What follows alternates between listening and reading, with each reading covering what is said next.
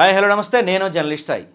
So మొత్తానికి నియోజకవర్గాల పునర్విభజన జరగబోతుందన్న విషయం ఆంధ్ర రాష్ట్ర రాజకీయాల్లో సంచలనం తెరలేపుతుంది.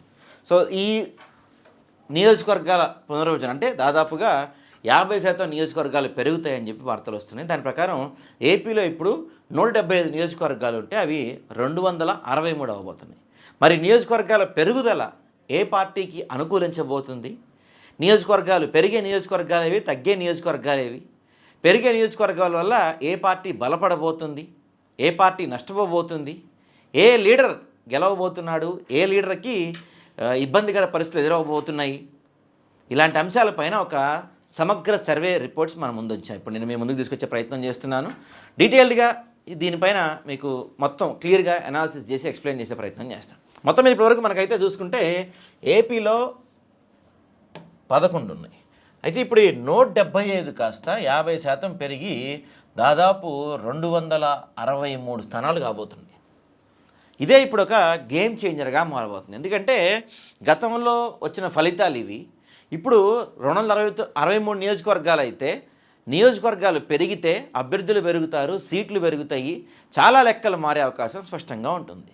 ఇప్పుడు ఉదాహరణకి ఈ 263 నియోజకవర్గాల పెరుగుదల ఏ పార్టీకి బాగా ఇబ్బంది ఫస్ట్ ఇనీషియల్గా అంటే మనం కూటములు ఇవన్నీ లెక్క పెట్టకుండా, ఎందుకంటే ఇప్పుడైతే వీళ్ళు కూటమిలో ఉన్నారు, భవిష్యత్తులో ఉంటారో లేదో తెలియదు కాబట్టి ఏ పార్టీకి బాగా నష్టం అని మనం మాట్లాడుకుందాం. ఫస్ట్ ఈ 263 స్థానాలు పెంచడం వల్ల విపరీతంగా నష్టపోయే పార్టీ జనసేన పార్టీ.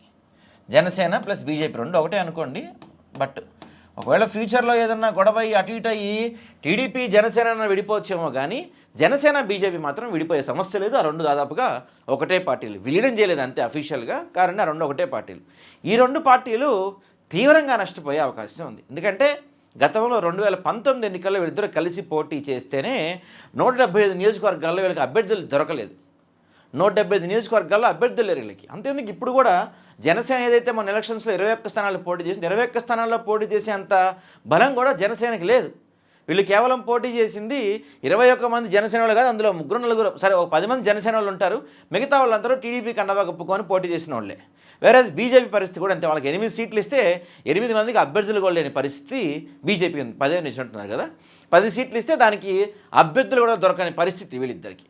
సో ఉన్న పళంగా ఒకవేళ పొత్తులోంచి బయటకు వచ్చి ఎన్నికల్లో వెళ్తే మాత్రం తీవ్రంగా నష్టపోయే పార్టీలు ఏదన్నా ఉందా అంటే అది జనసేన బీజేపీ. ఎందుకంటే వీళ్ళకి 263 స్థానాల్లో అభ్యర్థులు నిలబెట్టే అంత సీన్ లేదు, అంత కెపాసిటీ లేదు, అంత గ్రౌండ్ లెవెల్ ప్రిపరేషన్ లేదు వీళ్ళకి. ఇప్పుడు అంటే ఇంకా మీరు అనొచ్చు ఇంకా 2 సంవత్సరాలు ఉంది కదా అని చెప్పొచ్చు, కానీ అంత సీన్ లేదు. ఎందుకంటే వీళ్ళకి ఎక్కడా కూడా బూత్ లెవెల్ కమిటీలు లేవు, గ్రామస్థాయి క్యాడర్ లేదు, పూర్తిగా నియోజకవర్గాల్లో పట్టు లేదు, 263 మంది నిలబడి డబ్బు ఖర్చు పెట్టుకునే అంత పరిస్థితి ఈ పార్టీకి లేవు. వీళ్ళు కూడా ఆ ఉద్దేశంలో ఏం లేరు, జస్ట్ టీడీపీకి బీ పార్టీగా ఉంటూ కొనసాగుతూ వస్తున్నారు తప్పించి 263 స్థానాలకి మేము ఎగబాకాలన్న పరిస్థితి ఇలా గొడవలేదు.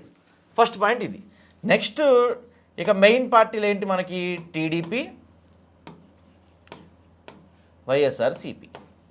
టీడీపీ గురించి మాట్లాడుకుంటే మనం టీడీపీకి మొన్న 135 అనుకోండి 135 స్థానాలు వచ్చినప్పటికీ కూడా టీడీపీ పరిస్థితి కూడా కొంత ఇబ్బందికరంగా ఉంది. ఎందుకంటే ఇప్పుడు 175 నియోజకవర్గాలప్పుడే పొత్తులో సీట్లు పంచడానికి అల్లాడిపోయింది టీడీపీ నాయకత్వం. ఇప్పుడు 263 స్థానాలు 263 స్థానాలు అంటే ఆశావాహులు పెరుగుతారు, అభ్యర్థులు పెరుగుతారు. టీడీపీ నుంచి సీటు కావాలనుకున్న వాళ్ళు పెరుగుతారు, జనసేన సంఖ్య పెంచమని అడుగుతుంది, బీజేపీ కూడా అడుగుతారు. సో ఈ మొత్తాన్ని సెటిల్ చేయటం, అడ్జస్ట్ చేయటం టీడీపీకి కొంత ఇబ్బందికర పరిస్థితి అని చెప్పొచ్చు. దట్టు ప్రభుత్వ వ్యతిరేకత బాగా పెరిగిపోతుంది. ఉండే కొందికి ప్రభుత్వ వ్యతిరేకత రోజు రోజుకి తిరుమల కొండ కన్నా బాగా పెరుగుతుంది ఇలా ప్రభుత్వ వ్యతిరేకత. కాబట్టి ఆ వ్యతిరేకతను తట్టుకొని వాటిని డీల్ చేసుకుంటానికి వాళ్ళకి టైం సరిపోదు. ఈ గ్యాప్లో మరి 263 నియోజకవర్గాలంటే ఆలోచించాలి. దట్టు ఇప్పటి వరకు ఎలక్షన్స్కి వెళ్ళినా దేనికి వెళ్ళినా మొత్తం కంప్లీట్గా చంద్రబాబు నాయుడు గారి ఆధ్వర్యంలో టీడీపీ పోయింది. కానీ ఇప్పుడు టీడీపీకి వర్కింగ్ ప్రెసిడెంట్గా లోకేష్ గారిని నియమించారు. కాబట్టి రేపు ఎన్నికల సమయానికి బహుశా వినపడుతున్న మాట ఏంటంటే ఈలోపే లోకేష్ గారిని సీఎం చేసే అవకాశం ఉంటుంది అని చెప్తున్నారు. కాబట్టి వర్కింగ్ ప్రెసిడెంట్ అవుతారు, ఇప్పుడు ఆల్రెడీ వర్కింగ్ ప్రెసిడెంట్ అయిపోయారు, తర్వాత సీఎం అయ్యే అవకాశం ఉంటుంది. కాబట్టి లోకేష్ నాయకత్వంలోనే టీడీపీ కూటమి ఏదైతే ఉంటే కూటమి లేకపోతే వాటెవర్ టీడీపీ వీళ్ళు వచ్చే ఎన్నికలకు వెళ్ళే అవకాశం ఉంటుంది. కాబట్టి అంటే ఏ నియోజకవర్గంలో ఎట్లాంటి క్యాండిడేట్ని పెట్టాలి, అక్కడ పోల్ మేనేజ్మెంట్ ఏంటి, బూత్ మేనేజ్మెంట్ ఏంటి, ఇట్లాంటి విషయాల్లో లోకేష్ గారికి అంతగా అనుభవం లేదు. చంద్రబాబు నాయుడు గారు అయితే దాంట్లో పెద్ద దిట్ట కాబట్టి నడిచింది. కానీ మరి లోకేష్ ఆధ్వర్యంలో మొదటి ఎన్నికలు, అది కూడా నియోజకవర్గాల డీలిమిటేషన్ అవుతుంది, నియోజకవర్గాల హద్దులు మారుతాయి, కులాల ఇవైపోతాయి, అవన్నీ కూడా పెద్ద మైనస్ పాయింట్ అయిపోతుంది టీడీపీకి. ఎందుకంటే ఇప్పుడు ఉదాహరణకి ఒక నియోజకవర్గం ఉందనుకోండి, ఎగ్జాంపుల్గా మంగళగిరే చెప్పుకుందాం, ఊరికే చెప్తున్నా, వేగ్గా చెప్తున్నా అంతే, ఇదేం లెక్కలతో చెప్తుంది కాదు. ఉదాహరణకి మంగళగిరే ఉందనుకుందాం. మంగళగిరిలో కాపు సామాజిక వర్గం బలంగా ఉందనుకుందాం. ఓకే, మంగళగిరిలో కాపు కాదు, పద్మశాలీలు ఎక్కువ ఉంటారు అనుకుంటా, నేను వేగ్గా చెప్తున్నది. మంగళగిరిలో కాపు సామాజిక వర్గం బలమైన సామాజిక వర్గం అనుకుందాం. ఇప్పుడు మంగళగిరిని రెండుగా డివైడ్ చేస్తే, డీలిమిటేషన్ ప్రక్రియ ద్వారా మంగళగిరిని రెండుగా డివైడ్ చేస్తే అక్కడ కాపుల పట్టు కోల్పోతారు. కాబట్టి చాలా నియోజకవర్గాల్లో ఇలాంటి ఈక్వేషన్స్ జరిగే అవకాశం ఉంటుంది. ఎక్కడైతే ఇప్పుడు ఈ అమరావతి రీజన్లో, ఈ సిఆర్డీఏ రీజన్లో, ఈ చుట్టుపక్కల ప్రాంతాల మొత్తంలో టీడీపీకి బలంగా చెప్పుకునే కమ్మ సామాజిక వర్గం అక్కడ వీక్ అయిపోయే అవకాశం ఉంటుంది. ఎందుకంటే ఖచ్చితంగా ఈ గుంటూరు, విజయవాడ, కృష్ణా, ఈస్ట్, వెస్ట్ ఈ జిల్లాలన్నింటిలో నియోజకవర్గాల సంఖ్య భారీగా పెరగవచ్చు. ఎందుకంటే అక్కడ జనాభా చాలా ఎక్కువ కాబట్టి. సో ఈ నియోజకవర్గాలు విడిపోయిన తర్వాత ఆ కులాలు కూడా జనాభా తగ్గుతుంది కాబట్టి ఇది ఒక టీడీపీకి భారీ మైనస్ అయ్యే అవకాశం కనపడుతుంది. దాంతోపాటు సీట్ల సర్దుబాటు తలకాయ నొప్పే అవకాశం స్పష్టంగా కనపడుతుంది. ఇక వేరే వైఎస్ఆర్సీపీకి చూసుకుంటే వీళ్ళకి కనిపించే ప్లస్లు ఉన్నాయి, మైనస్లు కూడా ఉన్నాయి. ప్లస్లు ఏంటయ్యా వైఎస్ఆర్సీపీకి కనిపించేది ఏంటంటే, గతంలో షిఫ్టింగ్ అంటే నియోజకవర్గాలు మార్చేశారు. ఇప్పుడు ఉదాహరణకి ఎక్కడో నెల్లూరులో ఉన్న అనిల్ కుమార్ యాదవ్ని తీసుకొచ్చి చిలకలూరుపేటలో పోటీ చేయించారు. ఇప్పుడు నెల్లూరుకే మళ్ళీ అనిల్ కుమార్ యాదవ్ వచ్చేస్తా అంటారు, ఎగ్జాంపుల్ చెప్తున్నా. సో మళ్ళీ అనిల్ కుమార్ యాదవ్ నెల్లూరుకి వచ్చేస్తే ఆల్రెడీ అక్కడ నెల్లూరులో ఉన్న వ్యక్తి పరిస్థితి ఏమవ్వాలి, ఇబ్బంది కదా. అక్కడ ఇలాంటి చోట్ల ఈ డీలిమిటేషన్ అనేది వైసీపీకి భారీ స్థాయిలో ప్లస్ అయ్యే అవకాశం ఉంటుంది. ఎందుకంటే నియోజకవర్గాల సంఖ్య పెరుగుతుంది, అక్కడికి వెళ్ళిపోయిన వాళ్ళు తిరిగి వస్తారు, పాత స్థానంలో పాత వాళ్ళు ఉంచవచ్చు, కొత్తగా ఏర్పరిచిన వాళ్ళు కూడా ఉంచవచ్చు. కాబట్టి పాత కొత్త కలయికతో వైసీపీకి కొంత అడ్వాంటేజ్ అవకాశం కనపడుతుంది. దాంతోపాటుగా ఈ సర్వేలో మనకి వినిపిస్తున్న మరో కీలకమైన పాయింట్ ఏంటంటే, ఉత్తరాంధ్ర తీసుకున్నాం అనుకోండి, ఇక్కడ మనకి ఏమవుతుందంటే ఈ ప్రాంతాల్లో ఓటింగ్ అంటే మనకి పెరగబోయేది 263 స్థానాలు. ఇక్కడ రాయలసీమలో జనాభా తక్కువ. యాక్చువల్లీ ఈ రాయలసీమలో వైఎస్ఆర్సీపీకి పూర్తి పట్టు ఉంటుంది, రాయలసీమలో జనాభా తక్కువ. కాబట్టి ఇక్కడ నియోజకవర్గాల విభజన కొంచెం తక్కువ అయ్యే అవకాశం ఉంటుంది, డీలిమిటేషన్ కొంచెం తక్కువ అయ్యే అవకాశం స్పష్టంగా కనపడుతుంది. కాబట్టి ఇక్కడ గతంలో ఆల్రెడీ పట్టున్న వైఎస్ఆర్సీపీకి చాలా ప్లస్ అయ్యే అవకాశం ఉంటుంది. వేరే ఇక్కడ చూసుకుంటే ఉత్తరాంధ్ర, కోస్టల్ ఏపీ రెండు చోట్ల కూడా నియోజకవర్గాలు బాగా పెరిగే అవకాశం ఉంటుంది. ఎందుకంటే జనాభా ఎక్కువ, విపరీతమైన జనాభా ఉంటారు. ఇక్కడ కోస్టల్ ఏపీలో కొంత, అంటే కోస్టల్ ఏపీ అంటే మనం ఇప్పుడు ఈస్ట్, వెస్ట్, తర్వాత మనకి గుంటూరు, విజయవాడ ఈ ప్రాంతాలు మొత్తం తీసుకుంటే ఇక్కడ కొంత అర్బన్ ఓటింగ్ ఎక్కువ ఉంటుంది. ఇవన్నీ కొంచెం అర్బన్ రీజన్స్ ఉంటాయి. అర్బన్ అంటే చదువుకున్న వాళ్ళు, కొంచెం పట్టణాలు ఉండే ప్రాంతం అనమాట.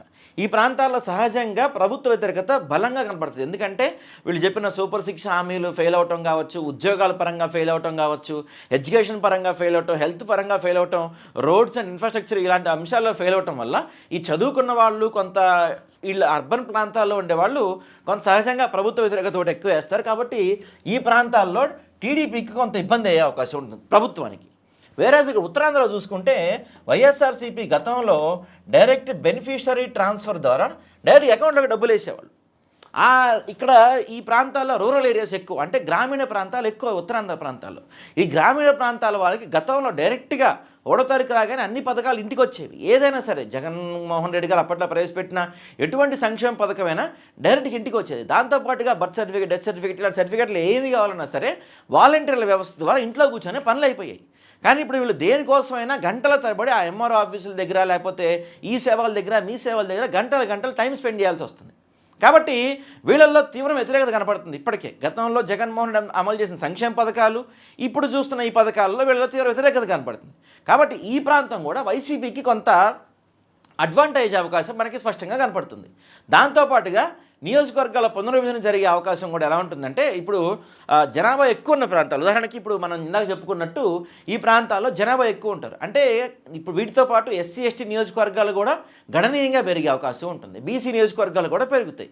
సో ఎస్సీ ఎస్టీ బీసీల్లో ఈ 3 కమ్యూనిటీల్లో వైఎస్ఆర్సీపీ కంచుకోవటం చెప్పొచ్చు. ఎందుకంటే ఇందాక చెప్పుకున్నా కదా నేను చెప్పినట్టు ఈ డైరెక్ట్ బెనిఫిషియరీ ట్రాన్స్ఫర్స్ వల్ల ఏదైతే లబ్ధిదారులకి డైరెక్ట్గా అకౌంట్లో డబ్బులు వేసాం ఇలాంటి పథకాల వల్ల పూర్తిగా ఆ ఎస్సీ ఎస్టీ కమ్యూనిటీస్ పూర్తిగా యునానిమస్గా వైఎస్ఆర్సీపీకి సపోర్ట్ చేస్తాయి. వేరేజ్ బీసీలు కూడా గతంలో టీడీపీ పార్టీ పెట్టినప్పటి నుంచి టీడీపీకి అండగా నిలబడుతూ వస్తున్న బీసీలు ఇప్పుడు టీడీపీకి పెదవి విరుస్తున్నారు. ఎందుకంటే కేవలం వీళ్ళు మమ్మల్ని ఓటు బ్యాంక్గా వాడుకుంటున్నారు తప్ప మా కోసం చేసింది ఏమీ లేదు అనేది బీసీల నుంచి వినపడుతున్న వాదన.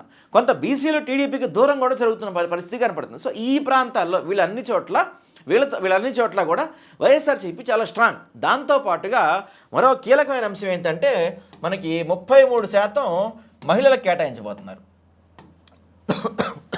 33% స్థానాలు మహిళలకు కేటాయించబోతున్నారు. మనకి ఆంధ్రప్రదేశ్లో మహిళల్లో వైఎస్ఆర్సీపీకి ఉన్నంత క్రేజ్ బహుశా ఎవరికి ఉండకపోవచ్చు. ఎందుకంటే మొన్న ఎన్ని మ్యాజిక్లు జరిగినా ఎన్ని కిమ్మిక్కులు జరిగినా దాదాపు 40% ఓటింగ్ వచ్చింది వైఎస్ఆర్సీపీకి.